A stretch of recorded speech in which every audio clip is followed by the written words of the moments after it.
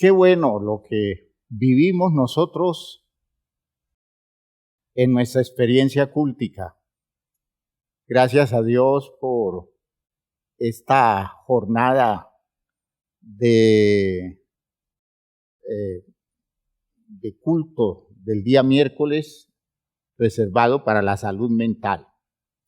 Damos gracias a Dios porque podemos honrarlo a Él y al tiempo que estamos cantando cosas que tienen mucho sentido y nos ponen a pensar seriamente en nuestro compromiso cristiano.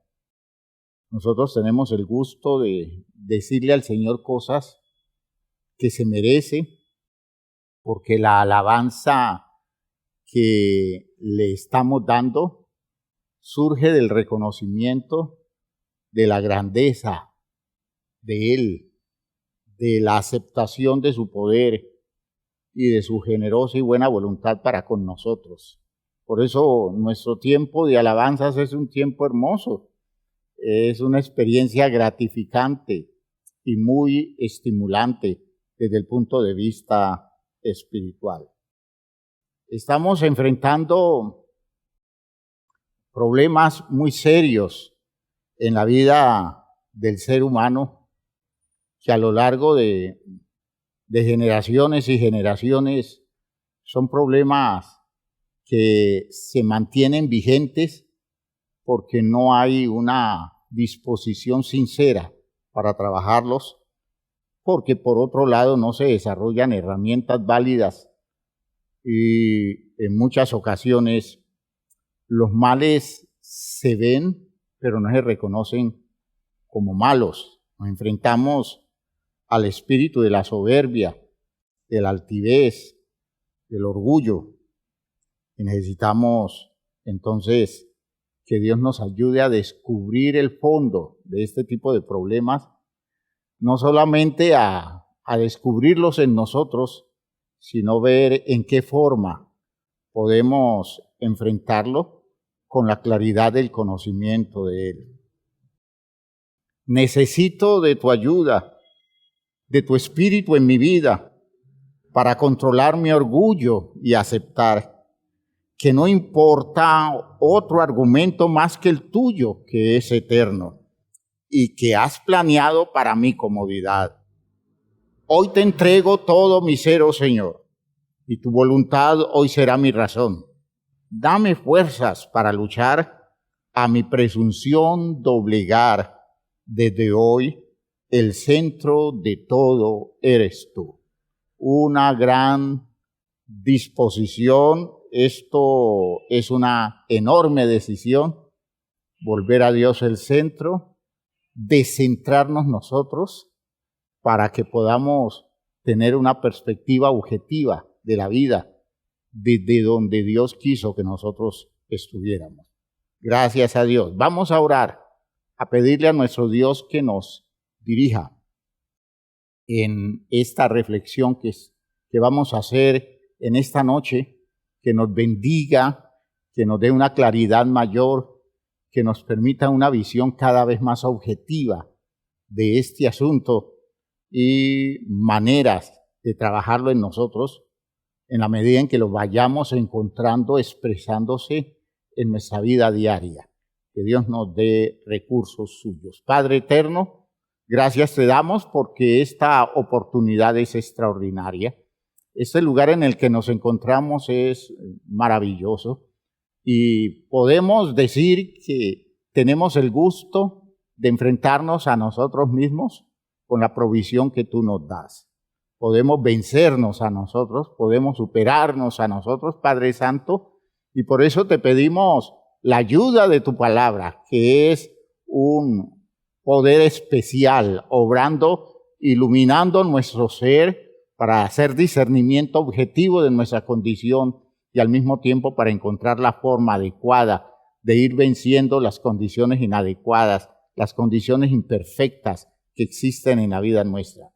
Ayúdanos entonces a perfeccionar esta claridad. Ayúdanos a elaborar un conocimiento basado en las razones que tú nos das para que todo esto que vamos a ir aclarando se convierta en fundamento de una nueva manera de vivir. Bendícenos entonces en esta noche y que tu palabra opere en nosotros. Danos la sensibilidad para entenderla y danos, Señor, la humildad para aplicarnos esta palabra a la vida nuestra. En el nombre de Jesucristo el Señor. Amén. Amén. Hermanos míos, pueden sentarse. Cuando nos enfrentamos a condiciones como la soberbia, el orgullo o la altivez, estamos hablando y enfrentando aspectos del comportamiento humano que ponen de manifiesto el modo en que se estima la persona a sí misma. Es decir, uno es orgulloso, uno es altivo, uno actúa con soberbia a partir del hecho de verse a uno mismo de una determinada manera, apreciarse y valorarse de una determinada manera. Entonces, estamos hablando de condiciones relacionadas con la autoestima. Fíjense ustedes, el orgullo es un problema de autoestima. Es decir, es un estado inadecuado de la autoestima nuestro. Hermanos, de entrada podemos decir que definitivamente no todo es positivo en la autoestima nuestra. ¿Ven ustedes? ¿Cómo nos vemos? ¿Cómo nos entendemos a nosotros mismos? ¿Cómo nos apreciamos?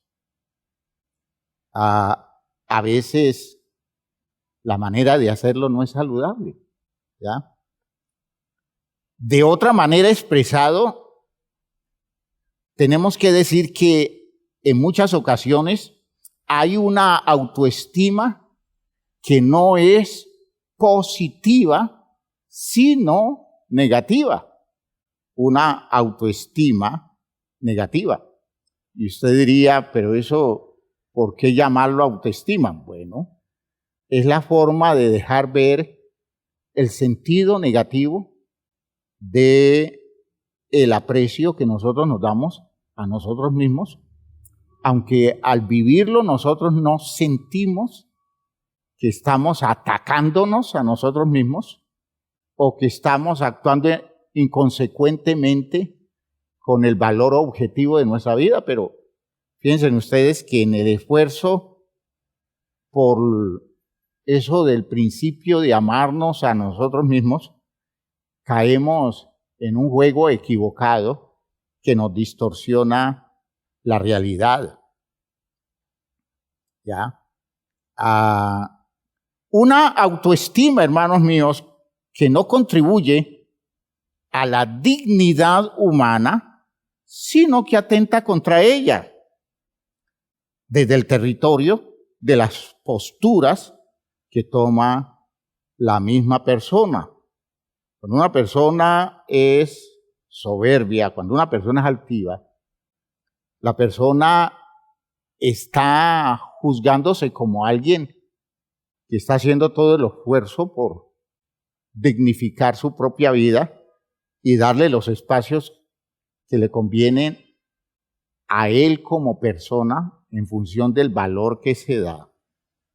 Y sucede que no se está dando cuenta que está atentando contra su propio bienestar.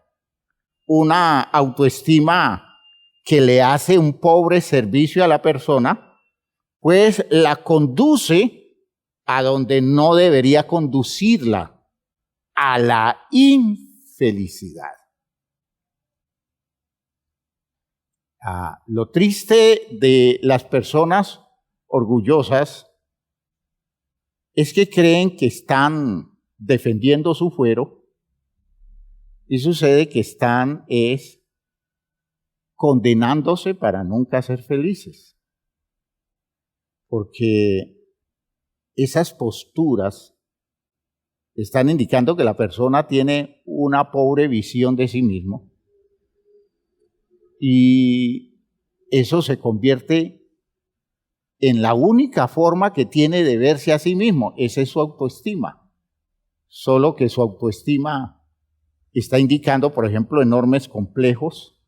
Su autoestima está indicando muchos sentimientos que incluyen sentimientos de culpa. Y sucede que esa visión pobre de sí mismo es todo lo que tiene la persona. Y al final está haciendo todo un programa existencial para ser infeliz.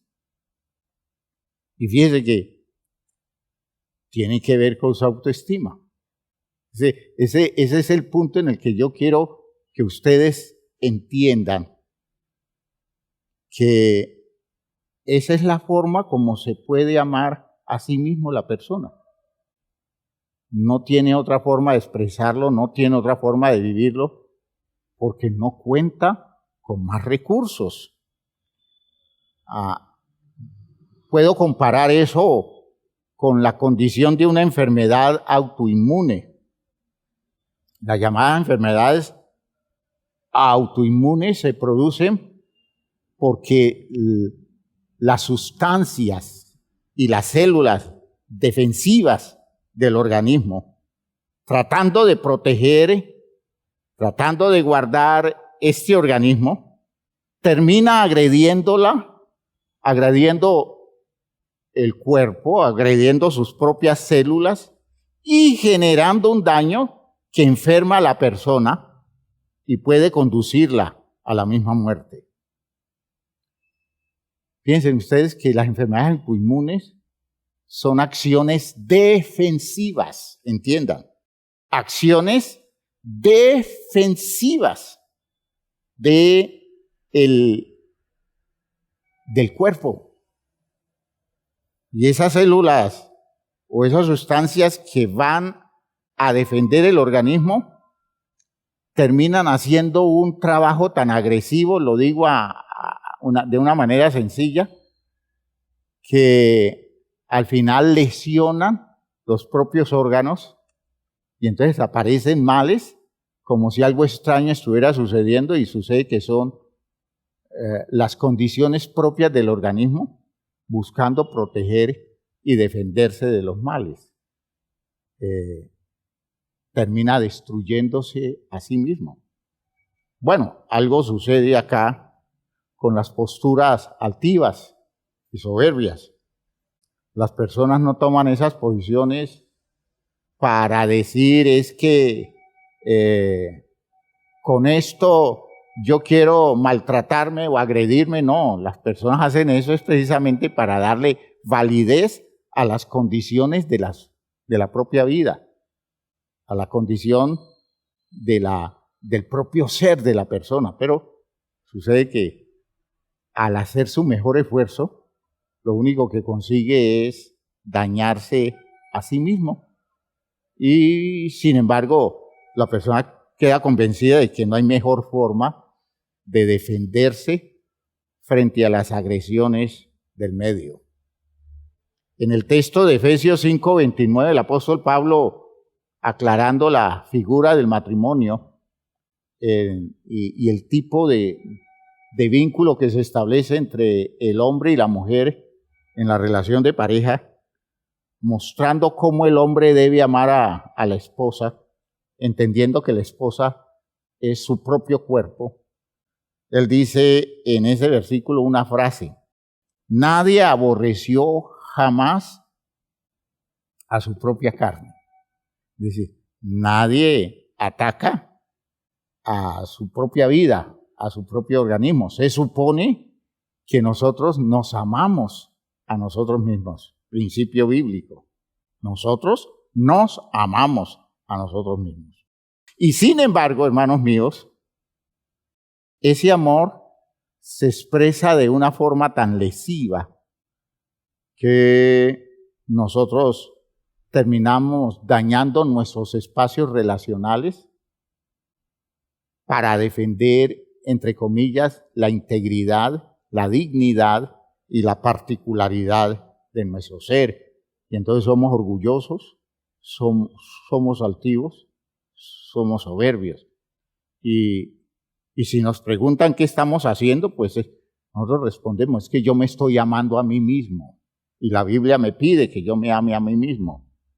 De hecho, debo amar a mi prójimo como me amo a mí mismo. Y mi forma de apreciarme es llevando mi vida a verse superior a la vida de las otras personas.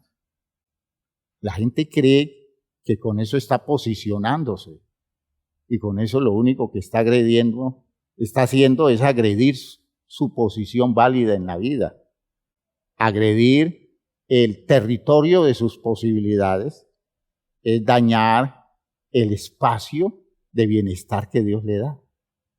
¿Ya? Porque al final, todo lo que toca lo daña con su altivez, con su soberbia, con su orgullo. Todas estas expresiones indican que la autoestima, condición real de la psiquis de un ser humano, nosotros, claro que tenemos autoestima, todos los seres humanos tienen autoestima. Todos. Y desde niños experimentamos la autoestima. ¿Ya? Esa autoestima es de las cosas peor entendidas, interpretadas y manejadas de la experiencia de las personas. Yo diría que es de las cosas absurdas que nosotros no sepamos amarnos a nosotros mismos, ¿ya? Que nosotros no sepamos ubicar las acciones que convienen a la dignificación de nuestra propia vida, siendo nosotros quienes lo experimentamos. Que cuando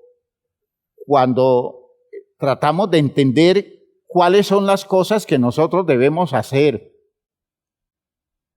para darle el lugar preciso a la vida nuestra en un territorio de dignidad, de derechos y de posibilidades, nosotros terminamos sacando la vida por la puerta de atrás con esas posturas altivas que además de desgastarnos, porque quema mucha energía, la altivez hace que la gente queme muchas energías de sus posibilidades existenciales. Además de eso, la persona termina incapacitándose para desarrollar un sentimiento auténtico de bienestar y de felicidad, porque con su altivez, con su soberbia, tiene que estar compitiendo con todo el mundo, tiene que estar agrediendo a todos los que siente que están tocándole su fuero íntimo, tiene que estar como gato patas arriba todo el tiempo,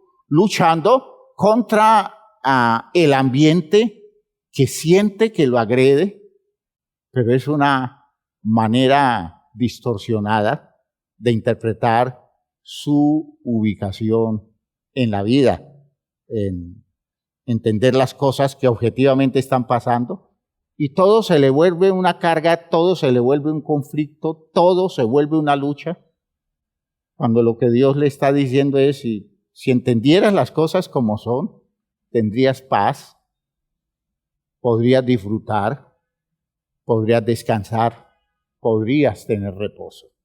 Fíjense que es todo eso lo que hace el Evangelio, colocarnos todas las cosas en la perspectiva de vida, en el lugar preciso en el que se deben colocar y aprender nosotros a vivir con mucha claridad todas esas condiciones que la vida nos presenta como posibilidades para nuestra existencia. ¿Ya? Lo entendemos muy mal, lo interpretamos mal y lo manejamos mal. No hemos aprendido a conocernos y a vivir a la altura de la realidad de nuestro propio ser. Una cosa tan sencilla como saber que somos criaturas de Dios y que Dios nos hizo de tal forma, con tantas posibilidades, para que con mínimas capacidades nosotros nos pudiéramos disfrutar y nosotros pudiéramos sacarle el máximo provecho para bienestar de las condiciones de la vida, condiciones con las que Dios nos dotó. A partir de allí, la autoestima es una cosa lógica, porque entonces yo estimo o valoro mucho o aprecio mucho o amo con mucho sentido objetivo cosas grandiosas que Dios ha puesto en mí y me dijo, allí las coloco para que tú las disfrutes, para que tú vivas a plenitud desde ese territorio, para que tú te realices. ¿Ves? Ese cuento de que nosotros tenemos que pelear nuestra posición en esta vida y que esto es una lucha fiera porque nos quieren desplazar del lugar de nuestra vida y tenemos que armarnos con todos los elementos, con todo un pertrecho de condiciones humanas para defender nuestro terruño, nuestro territorio. Hermanos míos, todo eso hace parte del engaño de una visión de nosotros mismos equivocada, de esa distorsión. ¿Ya? Imaginen que yo tenga que vivir peleando con la gente que me rodea porque estoy buscando posicionarme y defender el derecho que tengo de estar, de ser.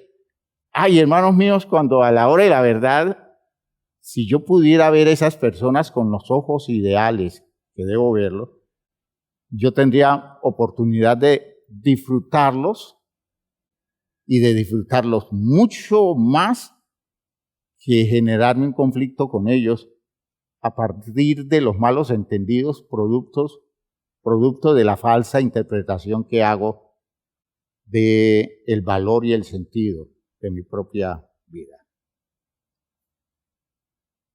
Nosotros nos enfermamos porque no nos vemos bien. Nos enfermamos porque nos vemos de una forma tan desubicada que no alcanzamos a interpretar el sentido de fondo de nuestra propia existencia. Nos hacemos mucho daño con todo eso. Nos afectamos terriblemente con todo eso. Vayamos a la idea de el término autoestima. El término autoestima es una traducción de una expresión inglesa. Hay una expresión en inglés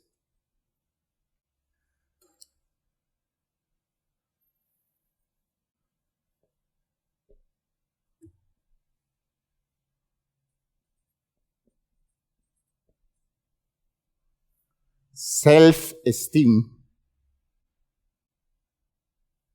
que podríamos traducirlo casi literalmente como autoestima.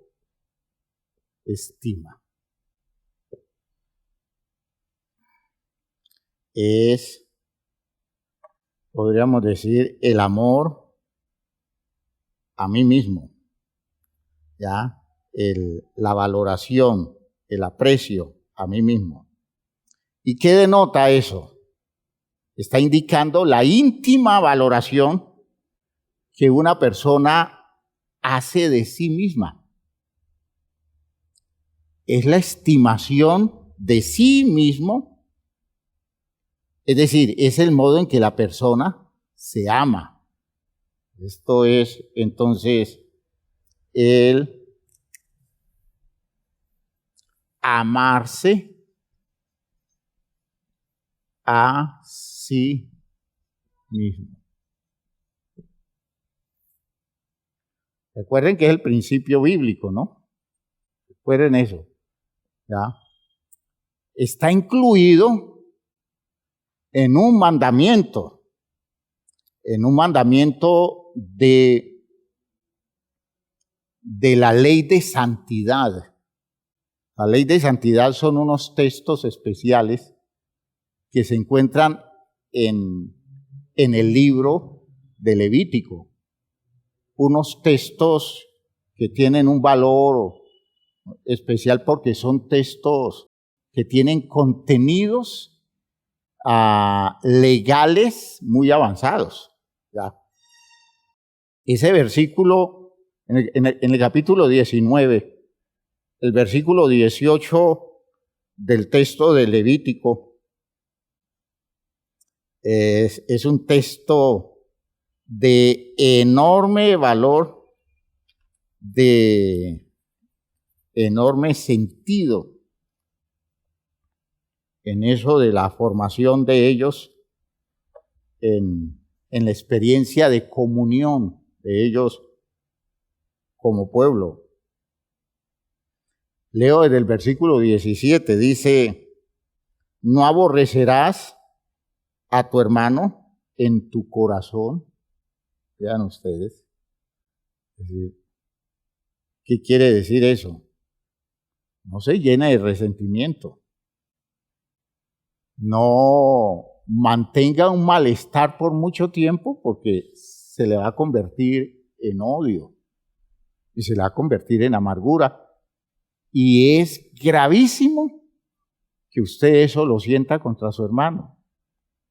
Es decir, contra su parentela, contra los cercanos, porque son las personas que Dios le da, no solo para que usted viva bien con ellos, sino para que mantengan una unidad y armonía que les permita defender el territorio de cualquier hostilidad externa que los quiera destruir.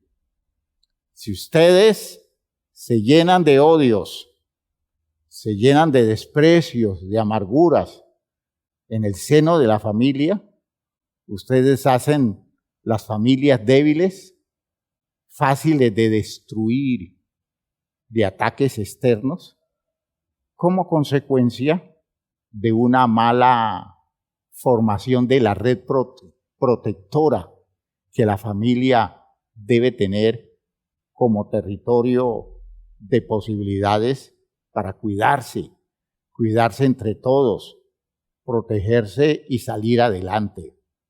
Piensen ustedes que ese es un principio enorme, pero de gran valor.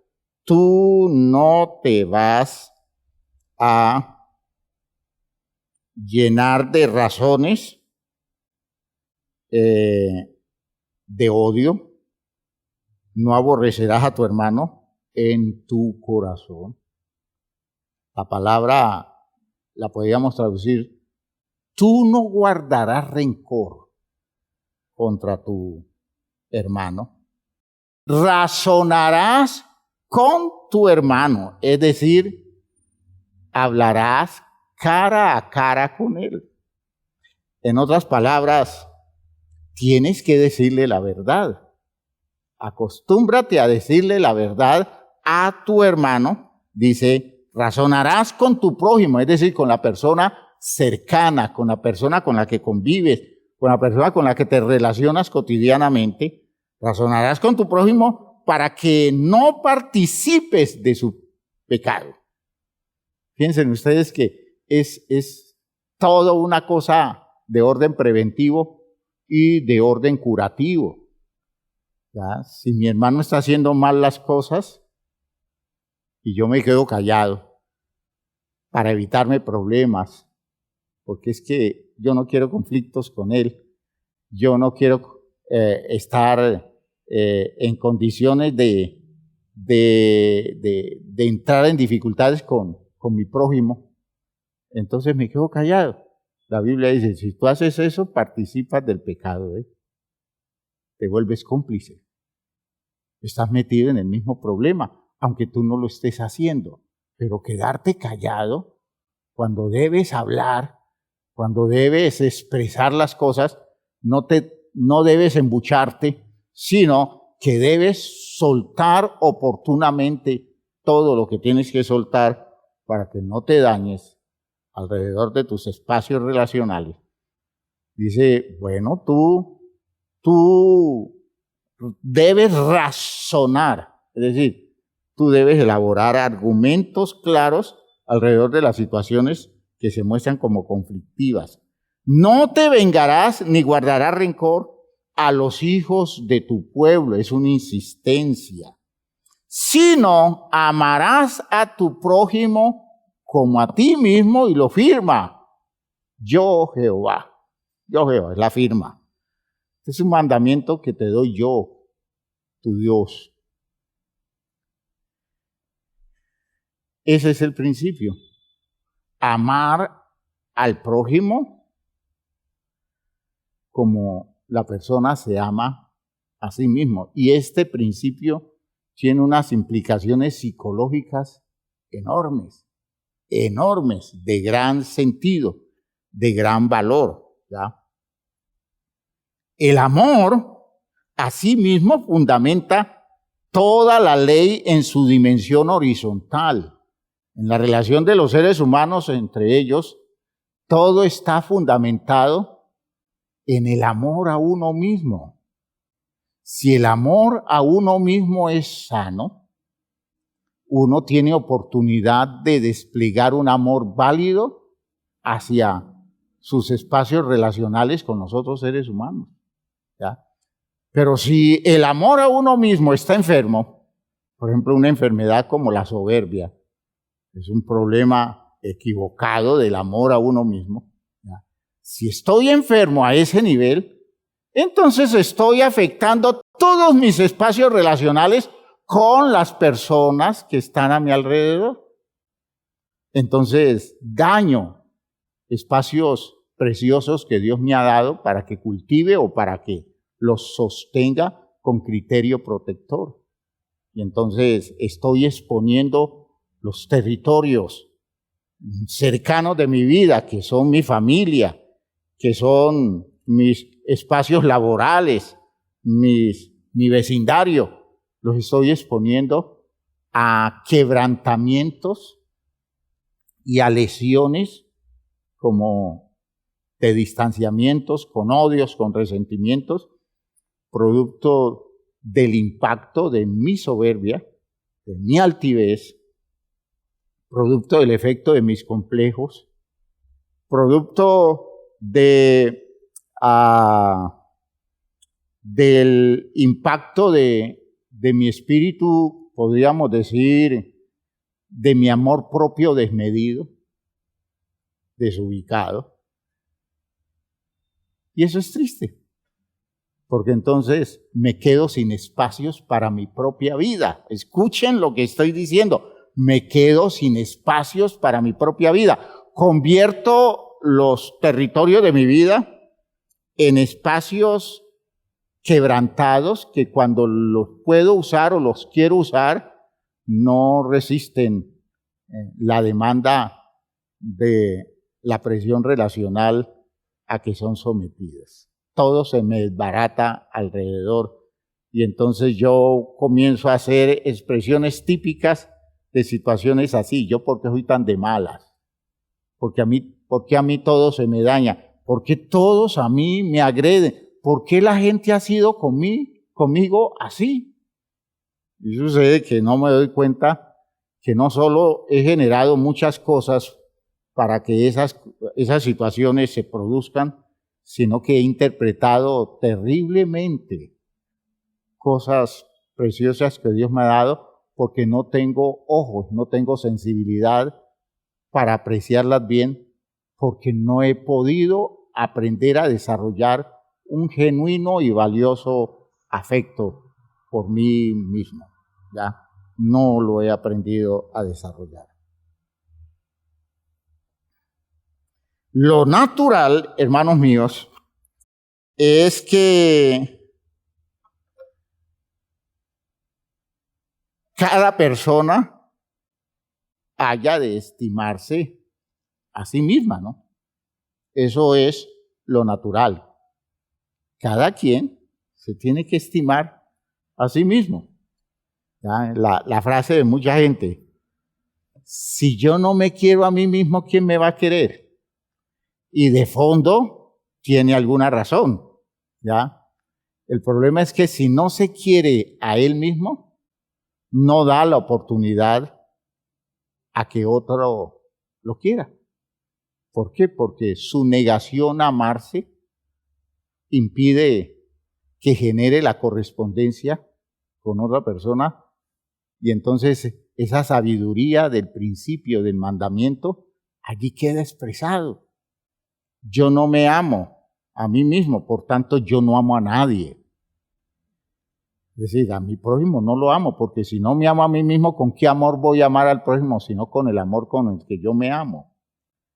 En esas condiciones yo no presto espacios. Y entonces voy a vivir una cosa que es muy frustrante. Descubro que nadie me quiere. Y eso me encierra mucho más y me hace sentir una persona muy afectada, me hace sentir víctima, cuando lo único que he hecho es ser víctima de mí mismo, de mi propia limitación. Yo he generado todas esas condiciones para que las relaciones con los demás no funcionen. Y entonces tomo esa postura defensiva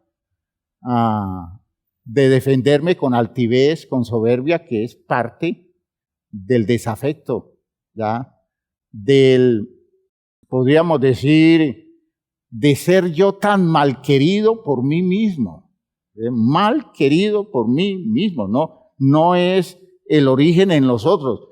Lo de los otros es consecuencia de lo que en mí se da, por esa distorsión de mi estructura, ¿ya? Tendríamos que decir que lo natural entonces es que nos estimemos, porque en cada persona hay abundantes cualidades y características positivas que son estimables, ¿ya? Hay cosas muy especiales, hay cosas muy buenas en el ser de cada quien que cuando yo en el ser mío soy capaz de descubrirlas y allí están. El que quiera descubrirlas las descubre en su propio ser.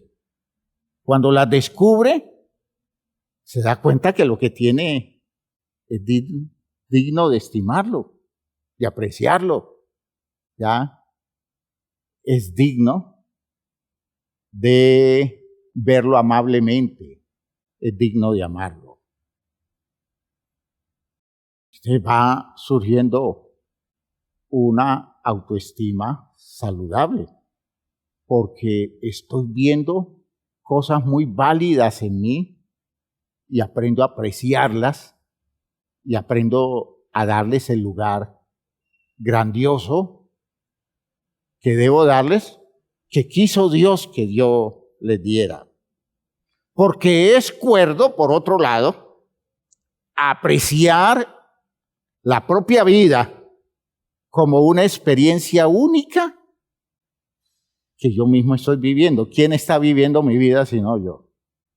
Se necesita ser uno muy necio, se necesita ser uno muy enfermo mentalmente para que viviendo yo mi propia vida no le busque la comba al palo, no descubra las virtudes que esto tiene y no me dé cuenta, fíjese, y estoy hablando ya como creyente, que quien me dio el derecho de vivir me lo dio surtido, enriquecido, porque Él no da condiciones limitadas o estrechas, sino que es generoso.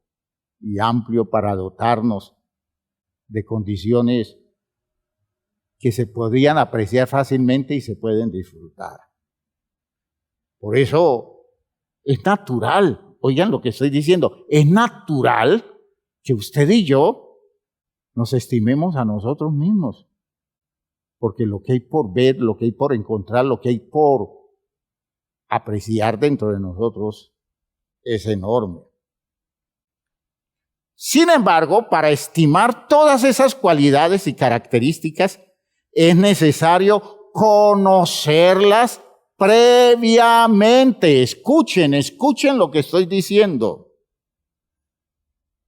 Uno no aprecia lo que uno no conoce.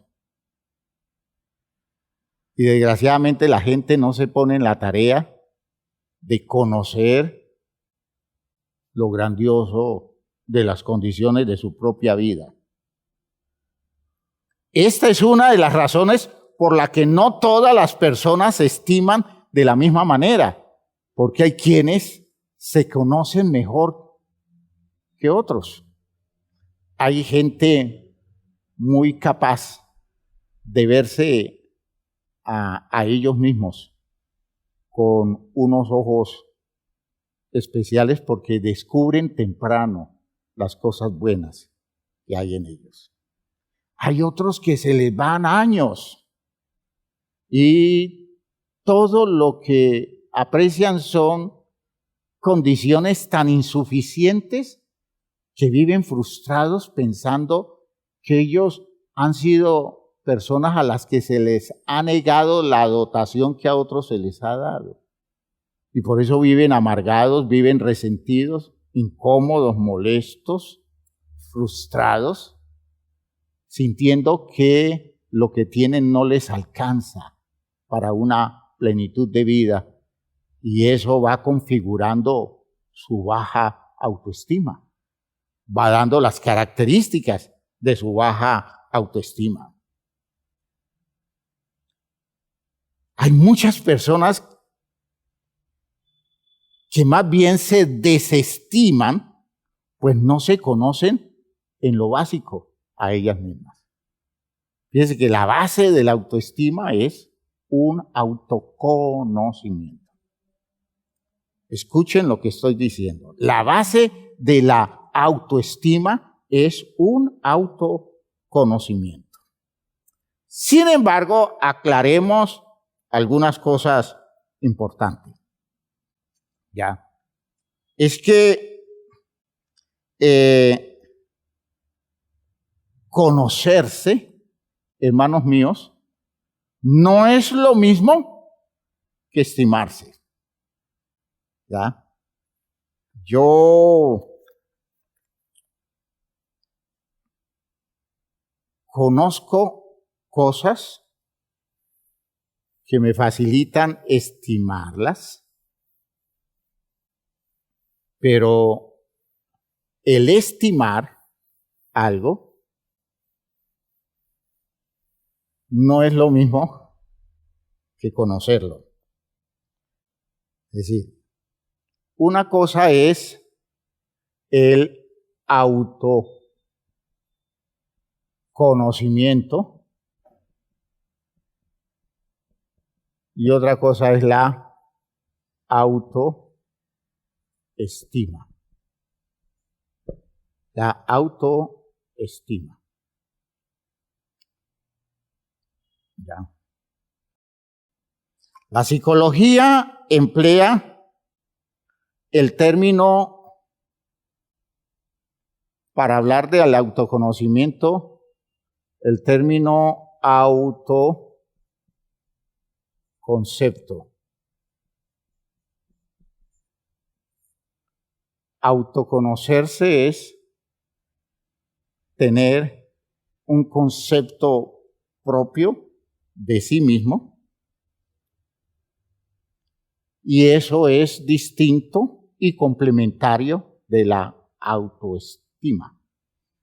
¿Qué pienso de mí? Producto de lo que descubre en mí. entonces eso trae como consecuencia qué tanto aprecio lo que yo soy como persona, cuánto estimo, cuánto amo lo que yo soy en lo que Dios me ha dado. Fíjense ustedes que todo esto juega, ¿ya? El problema es que conocerse, esa capacidad de percibirse la persona, es muy difícil, es muy complicada. Y por eso podemos decir que la percepción que las personas tienen de sí mismas suele estar equivocada o es muy inexacta. Y por eso, porque tenemos muchas distorsiones del conocimiento propio, tenemos un autoconcepto demasiado limitado, la autoestima también se ve limitada. Y fíjense ustedes que aquí comienza el problema. Aquí comienza el problema. La autoestima debe ser algo grandioso, porque Dios nos hizo aptos para eso, ¿ya? Y la autoestima es una herramienta poderosísima en la construcción de las condiciones de nuestra vida. El gran problema es que la forma como se interpreta, la forma como se entiende, es en muchas ocasiones totalmente equivocada. Hay un psicólogo maestro de la psicología llamado William James, que en 1890 escribió un texto que es base del conocimiento de la psicología que nosotros manejamos en este tiempo, y se llamó el libro Principios de Psicología. Y William James en 1890 menciona la expresión y el sentido de la autoestima y coloca como base criterios sobre ellas que aún hoy son vigentes en el manejo cultural, en las ideas que se manejan, en los argumentos que se usan para hacer referencia a la autoestima. Él decía que la autoestima se puede expresar según una fórmula con la cual se expresaba la autoestima. Decía, autoestima es igual a una especie de cociente donde coloca arriba el éxito, ¿ya? Y abajo coloca la pretensión. De modo que nosotros, según William James, nosotros desarrollamos autoestima cuando las cosas que nosotros desplegamos o lo que hacemos tiene éxito, justificando nuestra pretensión, o cuando nuestra pretensión no es muy grande, de modo que el éxito que se obtiene no es dividido por demandas extremas. Fíjense ustedes que es una idea muy interesante esa fórmula, autoestima igual a éxito sobre pretensión. Y sucede que esa idea en muchos aspectos todavía es vigente en el manejo de los criterios para interpretar la autoestima, ¿ya? Es vigente en el sentido de que se sigue entendiendo casi que en general que cuanto mayor sea el éxito esperado y no alcanzado, sí, un éxito pretendido pero no alcanzado, menor es la autoestima. ¿Ya? Por el contrario, cuantos menores sean las aspiraciones de las personas o mayores sean los éxitos obtenidos, tanto mayor será la autoestima conseguida. Y miren el problema de eso. La autoestima terminó haciéndose depender de los logros. Fíjense ustedes, es muy propio del espíritu norteamericano de este psicólogo, de este pensador. Y de hecho, en el espíritu de la sociedad posterior a eso, se vino confirmando esa idea en la forma como se terminó interpretando los elementos que sustentan la autoestima. La autoestima terminó haciéndose depender de los logros, de las metas y éxitos alcanzados, de los resultados obtenidos, con independencia de las cualidades y peculiaridades que caracterizan a cada quien y que lo hacen un ser singular, los principios, las cosas de fondo que en alguien hay. No, que lo que menos importa es quién es usted. Lo que importa es que usted tenga aspiraciones y las logre. Lo que importa es que sus metas no queden truncadas, porque si usted pretende algo y se queda a medias, su autoestima se va a ver afectada, ¿ya? Si usted, por otro lado, se vuelve una persona conformista y entonces no pretende mucho, pues es la única forma para vivir con una autoestima más o menos, porque el fracaso de pronto no le hace tanto daño porque la pretensión es bajita. Su fracaso no termina afectando tanto como una pretensión alta frente a un fracaso, frente a una situación que no logre el objetivo pretendido. Con esto, el hacer se volvió definitivo para la autoestima. Una visión bastante afectada de la objetividad de la verdadera autoestima, dando a entender que si una persona no logra desarrollar cosas en la vida, entonces esa persona va a tener un problema de autoestima muy baja. Y sucede que nosotros descubrimos que la autoestima no es una cosa que se alcanza después de los logros. Las personas desde muy temprano van desarrollando su autoestima y no tiene que ver con logros, porque en un niño, ¿qué logros hay?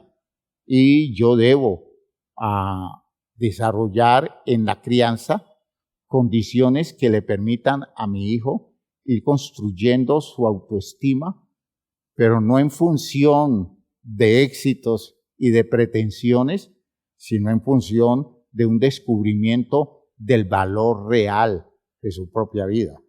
Es que esa visión es una visión terrible en los términos del planteamiento cristiano. ¿Ya? La autoestima se convirtió más en una propiedad que entronca y deriva de lo conquistado, lo adquirido, que de lo que la persona ha recibido, lo que se le ha dado, es decir, el don innato recibido. Todos nosotros nacemos dotados con condiciones que si nos enseñan a apreciarlas, nos permiten desarrollar una saludable autoestima, pero aquí no es lo que usted observe en usted, aquí es lo que usted logre, lo que usted alcance, lo que usted conquiste. Típico sociedad capitalista, típico sociedad de consumo, es típico de estos ambientes de la sociedad en la que vivimos, que una persona para sentirse bien consigo mismo debe lograr cosas, debe obtener las metas que les proponen, que les ofrecen, y las personas no se dan cuenta que con eso están desvalorizando su propia condición a sus ojos. La condición de su propio ser se está tirando por el piso porque se está haciendo depender sus posibilidades, no de lo que es o ha recibido, sino de aquello que logra, que conquista, que obtiene. De hecho, eso lo tenemos que analizar con más detalle porque es nuestro problema, es parte de nuestro gran problema, ¿ya? La gente está afanada por tener logros y en ese afán de logros la gente termina sometida al régimen de intereses que van afectando su autoestima. El ser y el tener, lo objetivo y lo subjetivo, el yo y los resultados por él obtenidos se confunden aquí, sin que apenas pueda diferenciarse o distinguirse.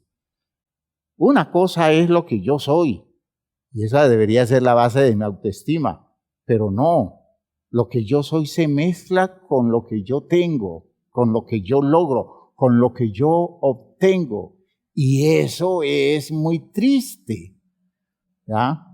Porque entonces estoy depreciando lo que soy como persona y estoy tratando de darle un precio a mi vida ajustado a los logros y a las conquistas que obtengo en este mundo, haciendo de mi vida un círculo vicioso negativo, donde más cosas que obtengo, menos valor estoy descubriéndole a mi propio ser.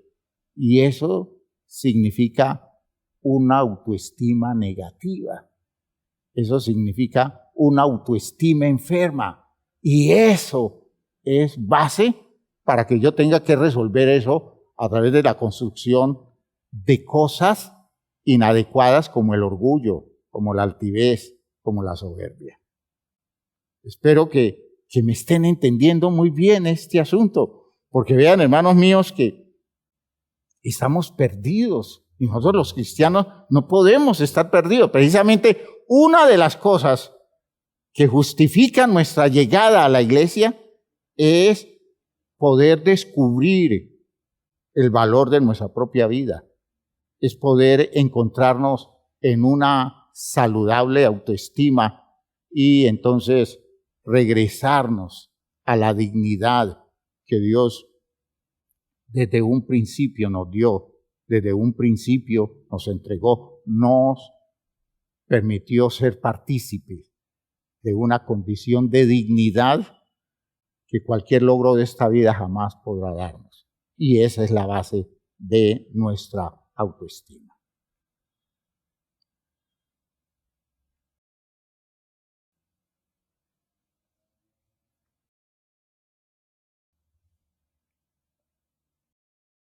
Una perspectiva que que se ha dado desde la clínica de la psicología, que es más cercana a la visión cristiana, es la de un psicoterapeuta de apellido Branden, que escribió un libro titulado Psicología de la autoestima en el año 1969. Y él decía La autoestima cuenta con dos aspectos interrelacionados. Vincula un sentido de eficacia personal y un sentido de merecimiento personal. Constituye la suma integrada de autoconfianza y autorrespeto. Es el convencimiento de que uno es competente para vivir y uno merece vivir. Piensen ustedes, eso es la autoestima. De fondo, ¿qué está diciendo? Está diciendo, tiene una buena autoestima la persona que descubre su competencia para la vida. Es decir, se descubre con capacidad para vivir, con recursos, con habilidades para vivir. Y al mismo tiempo, esa persona descubre que su lugar en la vida es un derecho, ¿ya? Que él está aquí porque se le concedió ese derecho. Por tanto, es una persona que es competente para vivir y es una persona que merece vivir. Si yo me veo competente y descubro que la vida es un derecho que tengo, la vida no es una cosa que marginalmente otros me entregan, sino que soy poseedor de todo el mérito para estar vivo. Con eso construyo el fundamento de mi autoestima. Y eso es muy cristiano.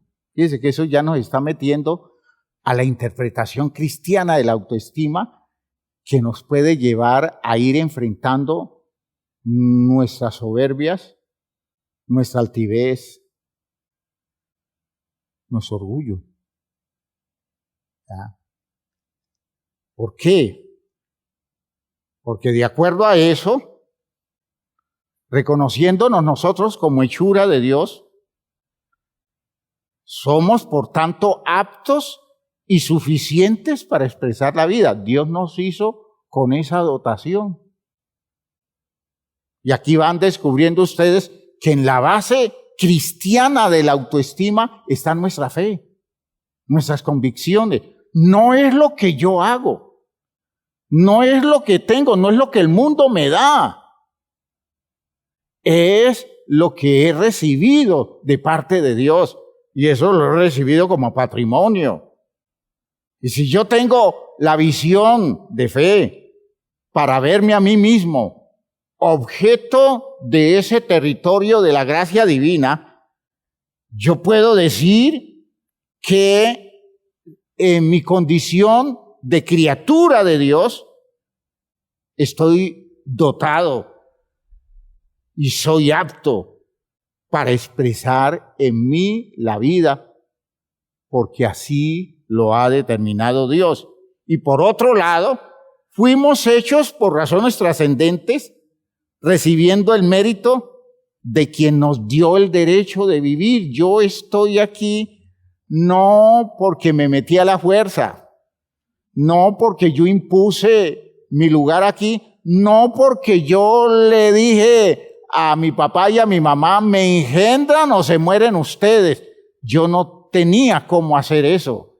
Aquí me colocó el que me dio el derecho, y el derecho me lo dio Dios. No me lo dio mi papá, no me lo dio mi mamá, me lo dio el Dios que me colocó en este mundo, y por tanto yo tengo razón suficiente para estimar mi vida, porque Dios la dotó de derechos y la dotó de habilidades.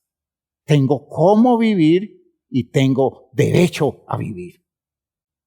¿Por qué? Porque yo creo que estoy aquí no por un accidente, no por una circunstancia secundaria, no por una decisión accidental de de mis padres, no por un error que se dio y entonces aparecí yo. No, yo estoy aquí porque alguien quiso que yo estuviera y lo quiso de antemano y me dotó de posibilidades de vida, de modo que con esas capacidades y con ese derecho yo puedo valorar mi propia vida, estimar mi propia vida y puedo yo amar mi propia vida de tal forma que mi autoestima se vuelva saludable.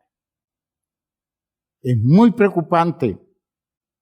Entonces, cuando yo comienzo a descubrir en mí toda una cantidad de condiciones equivocadas en la interpretación de mi propio ser, de mi propia existencia. Cuando, por ejemplo, descubro el espíritu narcisista, descubro el desbordado amor propio que tengo, descubro esa tendencia a considerar que nadie tiene derecho a tocar un mínimo de mi propia vida y afectarme, porque me consideraré la persona más ofendida y me volveré una fiera defendiendo mi posición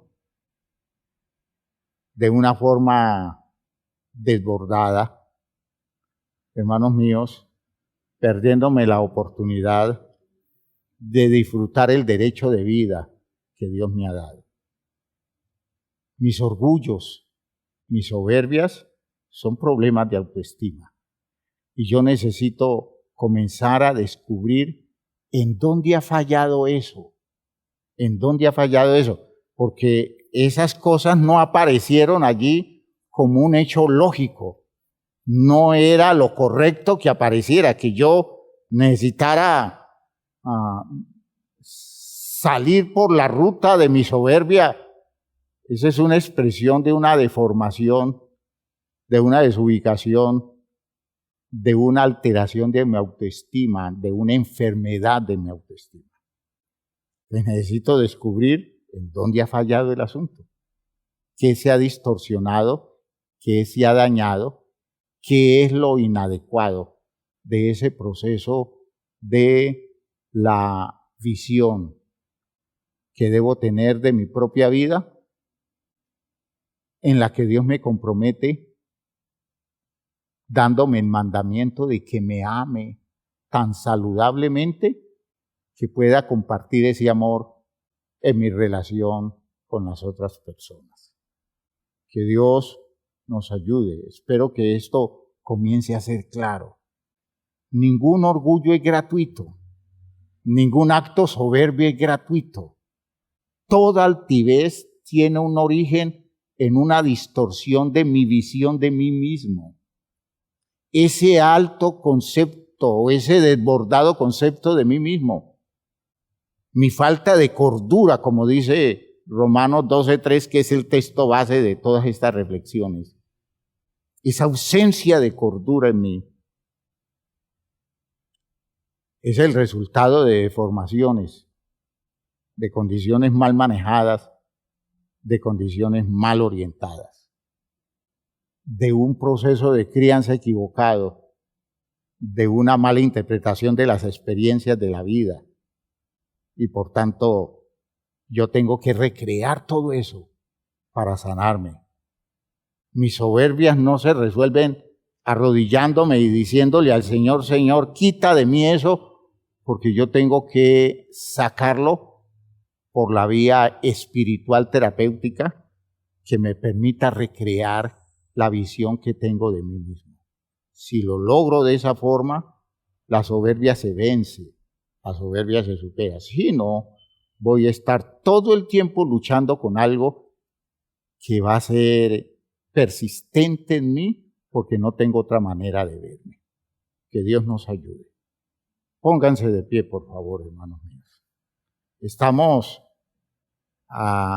entrando en una cosa que espero cada día podamos aclararla mucho más. Pero espero que entiendan esto.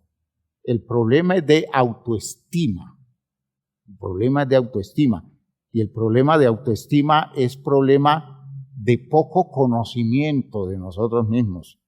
Y necesitamos entonces que todo eso adquiera un nivel mucho más alto a través de los recursos de Dios, y esperamos que en este proceso, en este culto de salud mental, Dios nos vaya dando herramientas nuevas para construir los espacios de claridad en el conocimiento de nosotros mismos. Vamos entonces, hermanos míos, a orar. Vamos a pedir a Dios que nos ayude, que nos dé pautas para valorar y apreciar todo esto. Oremos. Padre eterno, gracias por todas las cosas que nos has concedido, por esto que nos has dado en esta noche, por esta oportunidad que hemos tenido, Señor, de enfrentarnos a un problema muy serio en la estructura del ser nuestro, al problema de una distorsión en la autoestima nuestra. Señor, estamos necesitados de recursos tuyos para vernos mejor a nosotros mismos, para entender mejor nuestras posibilidades y nuestros espacios existenciales, para ubicarnos objetivamente frente a tantas situaciones en las que nos hemos hecho daño por no ver lo que debiéramos haber visto con mucha claridad. Gracias, Padre Santo, porque hay oportunidad, porque aún podemos corregir, aún podemos ser sanados. Gracias por esta oportunidad que nos das de reordenar las cosas en nuestra vida. En el nombre de Jesús el Señor. Amén. Amén. Bien, mis hermanos, a revisar cosas.